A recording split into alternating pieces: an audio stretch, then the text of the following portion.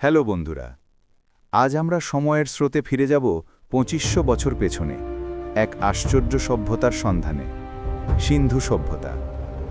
সিন্ধু সভ্যতা ছিল দক্ষিণ এশিয়ার প্রাচীনতম নগর সভ্যতা, যা প্রায় ২৫০০ খ্রিস্টপূর্বে গড়ে ওঠে।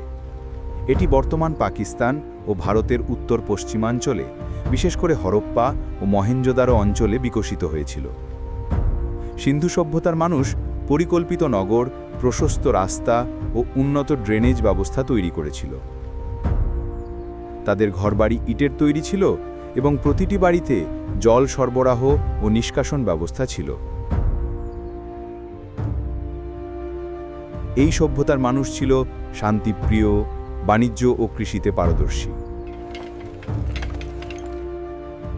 তারা তামা, ব্রোঞ্জ ও সোনার গহনা তৈরি করত এবং অন্যান্য অঞ্চলের সঙ্গে ব্যবসা করত। সিন্ধু লিপি বা ইন্ডাস স্ক্রিপ্ট এখনও পুরোপুরি উন্মোচিত হয়নি, তাই তাদের ভাষা ও সংস্কৃতি সম্পর্কে অনেক কিছু অজানা। তারা দেবদেবীর পূজা করত এবং প্রকৃতির সঙ্গে গভীর সম্পর্ক বজায় রাখত। মহেঞ্জোদারোর বৃহৎ স্নানাগার ছিল তাদের সামাজিক ও ধর্মীয় জীবনের প্রতীক। প্রায় ১৯০০ খ্রিস্টপূর্বে এই সভ্যতা ধীরে ধীরে বিলুপ্ত হয়,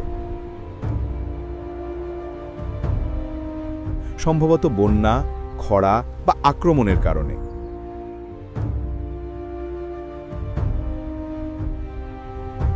এখানেই সিন্ধু সভ্যতা সমাপ্তি ঘটে আর সূচনা হয় নতুন যুগের। এই ভিডিওতে আমরা কিছু অসাধারণ সভ্যতার গল্প দেখলাম। আরও কিছু বিস্ময়কর সভ্যতা নিয়ে পরের ভিডিওতে আলোচনা করা হবে। ভালো লাগলে লাইক দিন, প্রশ্ন থাকলে কমেন্ট করুন আর সাবস্ক্রাইব করুন চ্যানেলটি।